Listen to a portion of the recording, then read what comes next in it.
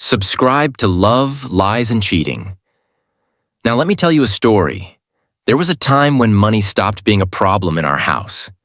Not suddenly, not dramatically, just quietly. The overdraft alert stopped. The late fees disappeared. The tension in my chest eased in a way I hadn't even realized was constant. I noticed it the way you notice a headache is gone only after it's been gone for a while.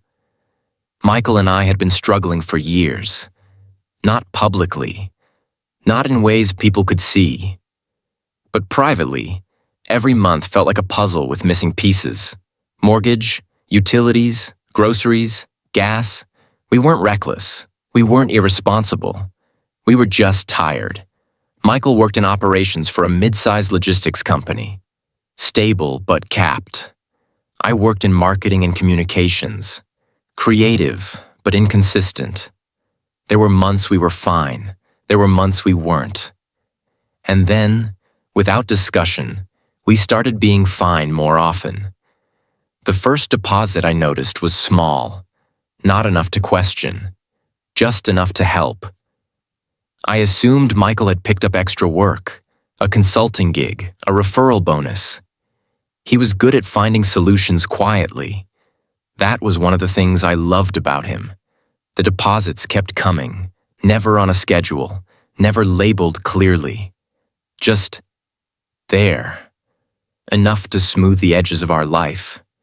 Enough to keep us afloat when something unexpected came up.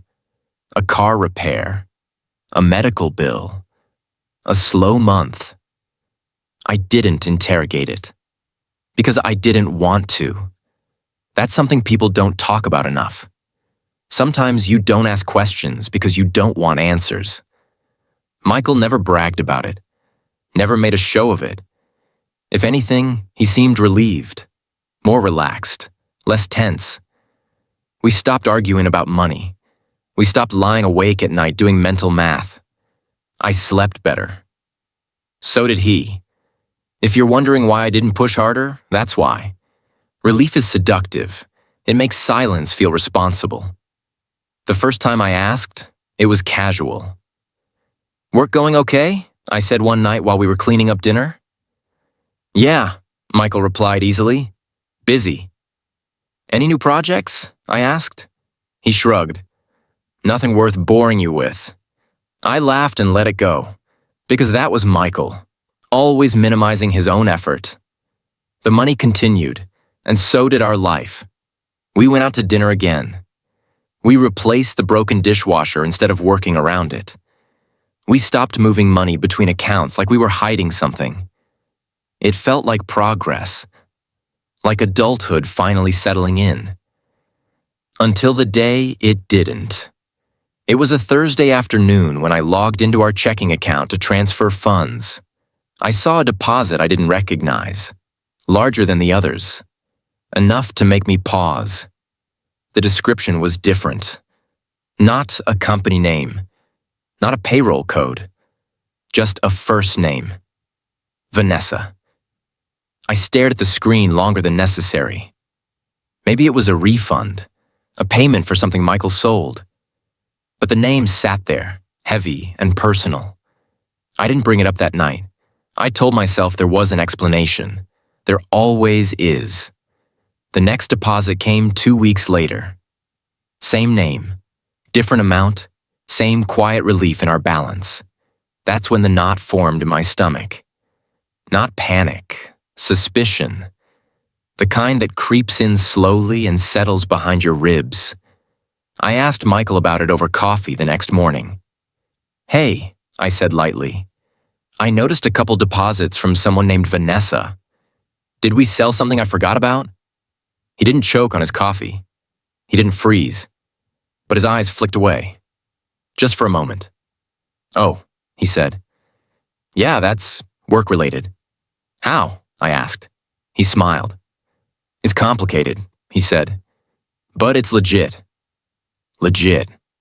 That word should have comforted me. Instead, it sat wrong. Because when things are legit, people usually explain them. I nodded anyway. Because again, I wanted to. Over the next month, I noticed something else. Michael was more careful with his phone. Not secretive, just aware. He kept it face down, muted notifications, little things. And then there was Vanessa, not the person, the presence. Her name appeared again and again, each time tied to relief, each time tied to stability.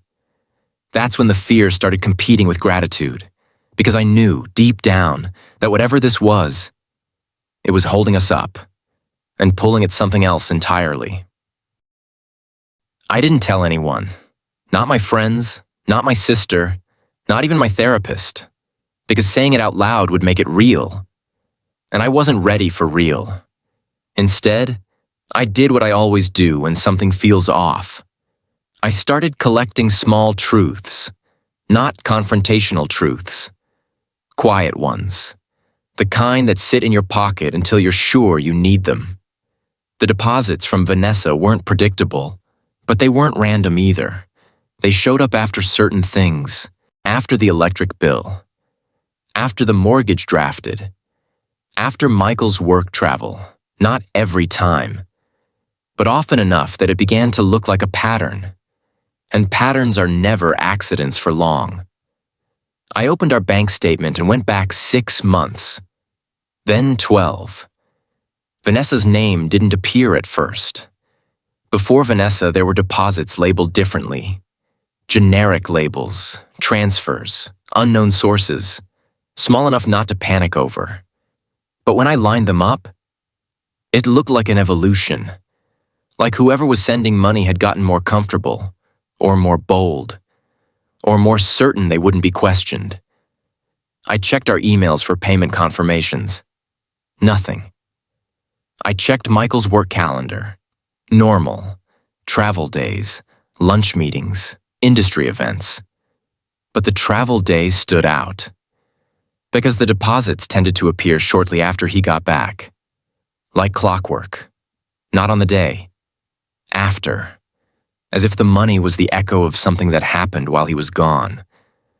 I told myself a story. Maybe Vanessa was a client. Maybe it was a referral commission. Maybe he was helping someone and they were paying him back. But the story didn't hold because Michael wasn't the type to accept personal transfers from clients. He always said it was messy.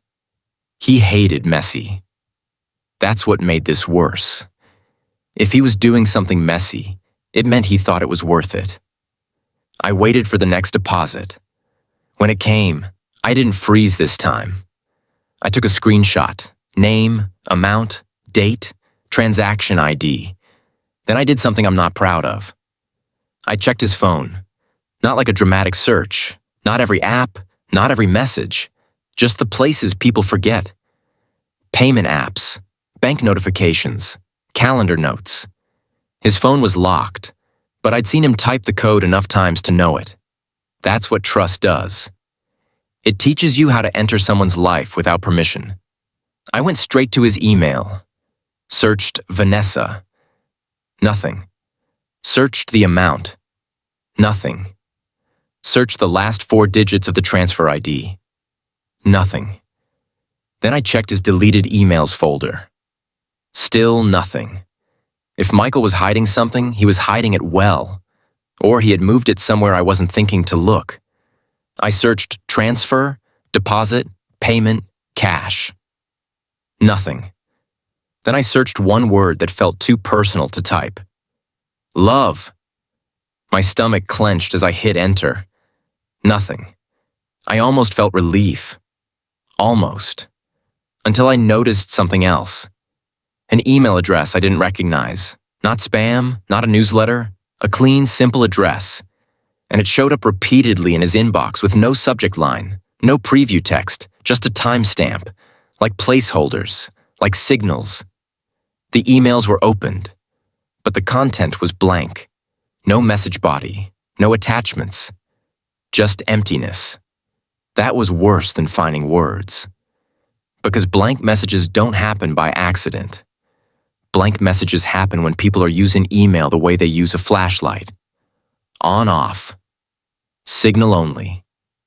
No evidence. I took a photo of the email address and closed the phone.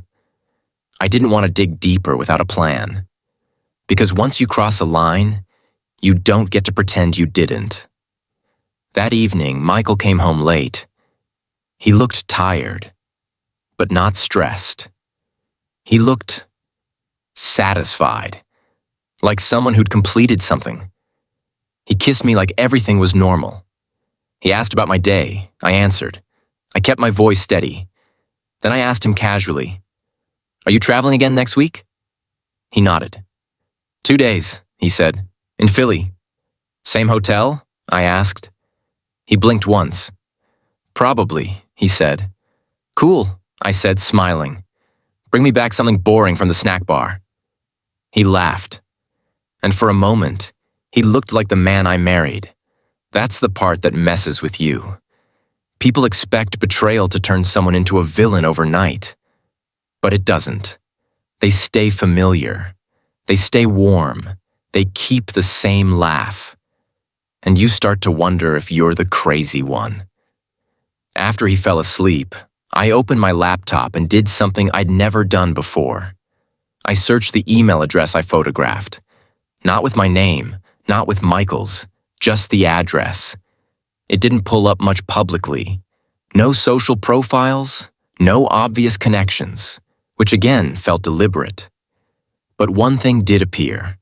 A small business registration, a consulting LLC, registered to a woman named Vanessa. Different last name than the deposit display, but the same first name. And an address. Not far from us. I stared at the address until the numbers blurred. There was a strange kind of disbelief that hit me. Like, really? She's local? Not a faceless online thing. Not a faraway business contact. Local. I felt a flash of anger, then a flash of something worse. Embarrassment. Because local means overlap. Local means we could have been in the same grocery store, the same coffee shop, the same line at Target. Local means she could have watched me. I didn't sleep much. The next day at work, I couldn't focus. Every time my phone lit up, my stomach tightened. I kept replaying Michael's face when I asked about travel. That blink. That tiny hesitation. I needed to know if Vanessa was real. So I did what any modern person does when reality starts slipping. I looked for her online again. This time I searched her business name. She had a website, simple, clean consulting strategy advisory. Her photo was on the About page. She was beautiful in a composed way. Not influencer beautiful, executive beautiful. Sharp eyes, perfect hair, a smile that looked practiced. She looked like someone who always knew what she was doing. That made my stomach twist. Because I realized something. If Vanessa was sending money to my husband, she wasn't doing it impulsively. She was doing it intentionally. And if she was intentional, this had rules, structure, terms. I didn't know that yet. At the time, all I knew was the simplest conclusion. Michael was cheating. The money was a side effect, or a cover, or hush money, or something. But the only story my brain could fully grasp was the one everyone understands. Affair. Betrayal. Other woman. That story fits neatly in your head. It gives you someone to blame. It gives you a path forward. But truth isn't always neat. Sometimes the neat story is the wrong one. Michael left for Philly the following Tuesday morning. He kissed me goodbye. He looked me in the eyes. "I'll be back Thursday," he said. I nodded. "Drive safe," I said. And when he left, I didn't cry. I didn't collapse. I didn't spiral. I did something quieter. I drove to Vanessa's business address, not to confront her, not to stalk, just to see, just to confirm my brain wasn't hallucinating a whole person. It was a small office building with frosted glass doors and tidy landscaping. Professional. Normal. I sat in my car across the street and watched. People came and went. No drama. No secret entrances. Then, around noon, A woman walked out. Vanessa, same face as the website. She walked with purpose, checked her phone, got into a sleek car, and for a moment, I imagined Michael sitting in that passenger seat. I felt sick. I drove away before my imagination turned into something I couldn't control. That night, my phone buzzed. A deposit notification. Vanessa, larger than usual. My throat tightened. And suddenly, the money didn't feel like relief. It felt like a message, like a receipt. I stared at the number and thought one thing over and over. So this is what my stability cost. The next morning, I called Michael, not accusing, not emotional. Normal wife voice. He answered on the second ring. "Hey," he said.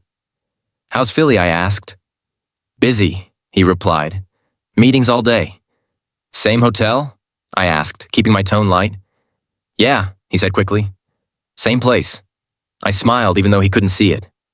"What room?" I asked. A pause. "Why?" he asked. "Just curious," I said. "Maybe I'll send you DoorDash." Another pause. I don't remember," he said. That was a lie. People remember their room number when they're in it. Especially someone like Michael, someone who always knew details. I ended the call normally, but something inside me hardened. Because now I had confirmation. He wasn't just hiding an affair. He was hiding the simplest things, like where he was sleeping. And people only hide the simplest things when the truth is worse. I called the hotel. I didn't ask for Michael by last name. I asked casually if they could transfer me to his room. The front desk was polite. "May I have the room number?" the clerk asked. "I don't have it," I said, acting mildly annoyed. "He never answers his phone." The clerk paused. "I'm sorry," she said. "We can't confirm guest information." I thanked her and hung up. I stared at my phone, feeling humiliated. Not because the clerk said no, because I had become someone who calls hotels to find her husband. That wasn't who I was. But betrayal changes your identity. It turns you into a version of yourself you don't recognize. That afternoon, I received an email. No subject line, from the same blank message address.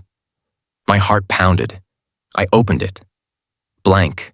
No words, no attachment, just an empty email. I should have felt relief. Instead, I felt watched, like someone had just tapped glass and walked away. I forwarded it to myself, took screenshots. Then I did the one thing I'd avoided so far. I opened my notes app and started a list. Dates, deposits, amounts, travel days, blank emails. I was building a timeline. Because timelines don't lie. People do. When Michael came home Thursday night, he was cheerful. Too cheerful. He hugged me tight, kissed my cheek. He asked what I wanted for dinner, like he hadn't been living a separate life for 2 days. I watched him unpack. A charger, toiletries, no receipts, no hotel key. Nothing that proved he'd been anywhere. Then his phone buzzed while he was in the shower. A new deposit notification. Vanessa. Smaller this time. Like a final line item on a bill. I stared at it until the screen went dark. And in that moment, the neat story in my head solidified. Affair, money, betrayal. I was ready to confront. I was ready to detonate.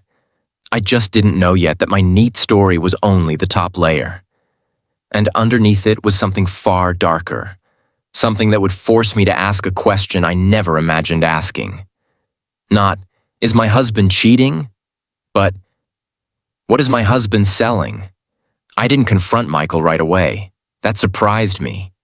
Every instinct told me to explode, to demand answers, to force the truth into the open. But something stopped me. It wasn't fear. It was uncertainty. Because the more I laid out the timeline, the more something felt off. Affairs usually leave messes, emotional ones especially, texts that linger too long, calls taken in secret rooms, mood swings, defensiveness. Michael didn't have any of that. He wasn't distant. He wasn't cold. He wasn't distracted. If anything, he was more present, kinder, more attentive. That didn't match the story I was telling myself. And the money. The money was too structured, too deliberate. Affairs are chaotic. This felt organized, transactional, like something agreed upon. I decided I needed proof that wasn't emotional. Something that didn't rely on intuition. Something that couldn't be explained away. So instead of confronting Michael, I contacted Vanessa. Not directly, not at first. I created a burner email. Neutral, professional. I posed as a potential client, asked about her consulting services. Her response came within an hour, polite, efficient, detached, no flirtation, no warmth, just business. We exchanged a few emails. She asked about goals, timelines, scope. She didn't ask anything personal, not even my last name. That alone shook me. If she was involved with my husband, she wasn't curious about me. At all. Eventually, I suggested a brief call. She agreed. Her voice was calm, confident, measured. This was not someone hiding a romantic relationship. This was someone who negotiated for a living. I almost ended the call early. Almost. But then I asked a question I hadn't planned. Do you ever work with individuals on unconventional arrangements? I said, keeping my tone vague. There was a pause. Just a small one. Then she said, occasionally. My heart started pounding. What kind? I asked. Situational, she replied. Time-bound, clearly defined. Defined. That word hit hard. I swallowed. Would that include financial support? I asked. Another pause, longer this time. I don't discuss specifics without context, she said. Fair, I replied. I'm asking hypothetically. Silence. Then she said, some arrangements are mutually beneficial. Not romantic, not emotional. Mutual, beneficial. I thanked her and ended the call. I sat there staring at my laptop, my pulse racing. Vanessa hadn't denied anything. She also hadn't confirmed what I feared, but she'd reframed it. This wasn't an affair in the traditional sense. This was an agreement. And suddenly the deposits made sense. The structure, the timing, the lack of chaos. Michael wasn't sneaking around for passion. He was fulfilling terms. I confronted him that night, not screaming, not crying, just direct. I know about Vanessa, I said. He froze, not in panic, in calculation. How? He asked. Does it matter? I replied. He exhaled slowly. Laura, he said, this isn't what you think. That phrase is usually a lie, but this time it wasn't. It's exactly what I think, I said. You're involved with another woman. She's sending you money? He closed his eyes. Yes, he said. There it was. I waited for apologies, for excuses, for declarations of love. None came. Instead, he said something that knocked the air out of me. It wasn't emotional. I stared at him. What? I said. It wasn't about feelings, he repeated. It was about survival. Survival. You had an affair to survive? I asked incredulously. No, he said quietly. I entered an arrangement. That word again. Arrangement. With who? I asked, even though I knew. Vanessa, he said. And you didn't think to tell me? I asked. I didn't want to, he said, and I didn't think you'd understand. I laughed, a sharp, hollow sound. You're right, I said. I don't. He leaned forward. We were drowning, he said. Every month was a gamble. One bad break away from losing everything. So you slept with someone else for money? I said. He shook his head. Not like that, he said.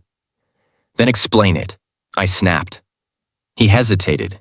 And in that hesitation, I saw it. Shame. Real shame. Not guilt, not regret. Shame. It started as consulting, he said slowly. She needed operational support. I needed cash flow. That's not an affair, I said. I know, he said. But then she offered more. My stomach dropped. More what? I asked. Stability, he said. Predictability. No surprises.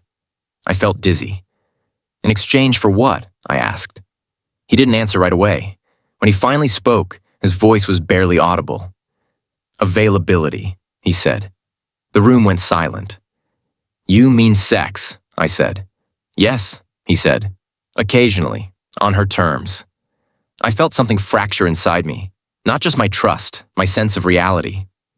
You sold yourself, I said. He flinched. I provided something she wanted, he said, and she provided something we needed. Us? He said us. That money paid our mortgage, he continued. It kept your car from getting repossessed. It covered your mom's medical bills when insurance delayed. Each sentence felt like a blow. You used her money for me, I whispered. For us, he said. That was worse, because he was right. I had benefited. Every time I felt relief, it had come from her, from his betrayal.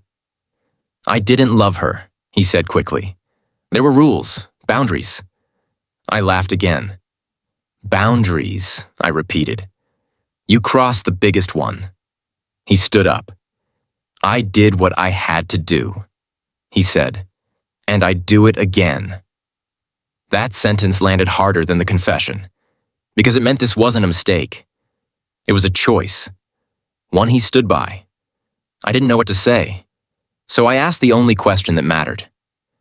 How long? He hesitated, then said, 3 years. 3 years. I felt nauseous. 3 years of dinners, vacations, family holidays, all subsidized, all supported, all tainted. And the blank emails? I asked. Signals, he said. Confirmations. Timing. So every time I saw one, I said, we were meeting, he finished. I stood up slowly. My legs felt weak. You didn't just cheat, I said. You turned our marriage into collateral. He looked at me, eyes pleading. I kept us alive, he said. I stared at him, and for the first time, I understood the real horror. Not that he betrayed me, but that he believed it was justified. That he believed love could be balanced against money. That he believed survival erased consent. I walked out that night. Not dramatically. I packed a bag. He didn't stop me. He just watched, because I think deep down, he knew. The money had bought time, but it had also bought silence. And now that silence was gone, I didn't go far that night, just to a hotel a few miles away, close enough to think, far enough to breathe. I lay awake, replaying everything Michael said. Survival. Stability. Us. He used words that sounded reasonable if you stripped them of context. That's what made it dangerous, because part of me understood, and understanding felt like betrayal too. The next morning, I did something I hadn't done yet. I looked at our finances honestly. Not emotionally. Not defensively. Honestly. I opened every statement, every transfer, every gap the money had filled. The house we didn't lose. The credit card we paid off. The emergency fund that magically replenished itself. Vanessa's money wasn't supplemental. It was foundational. Without it, we would have collapsed years earlier. That realization sat heavy in my chest, because it meant Michael hadn't just lied to me. He had restructured our entire life around something I didn't consent to. I met with a financial advisor that afternoon, not to plan a divorce, to understand exposure. What happens, I asked, if money came from a personal arrangement that wasn't disclosed? He didn't blink. Then you benefited, he said, whether you knew it or not. That word again. Benefited. I wasn't just a victim. I was a recipient. That was the darkest part. I met Vanessa a week later, not to confront her, to understand. We met in a public place. Neutral. Bright. She looked exactly like her photos, composed, unbothered. "I won't apologize," she said after I introduced myself. "And I won't justify it." "I'm not asking you to," I said. She studied me. "You didn't know," she said. "That much is obvious." "How?" I asked. "Because if you had," she said, "you would have negotiated." That sentence landed harder than any insult. "This wasn't emotional," she continued. "It was structured, time-bound, transparent between us." "Except to me," I said. She nodded once. "That was his failure," she said. "Not mine." I wanted to argue, but I couldn't, because she wasn't wrong. "Why him?" I asked. She didn't hesitate. "Because he was willing," she said, "and because he understood the trade." Trade. Everything came back to that word. "I ended it months ago," she added, when I realized he wasn't planning an exit. "What do you mean?" I asked. "He was increasing reliance," she said, "not reducing it." I felt cold. "He wanted permanence," she continued, "and that was never part of the agreement."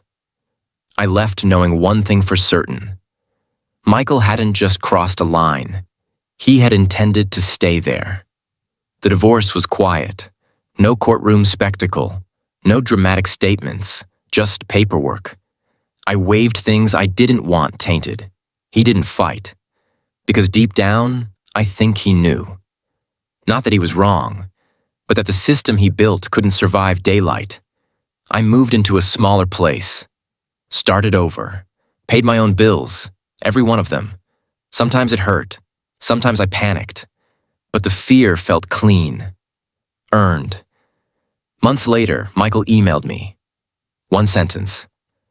"I hope you understand someday." I didn't respond. Because understanding doesn't equal forgiveness, and survival doesn't excuse deception. This story isn't about cheating. It's about consent. About what happens when someone decides for you. About the quiet ways people justify crossing lines when money is involved.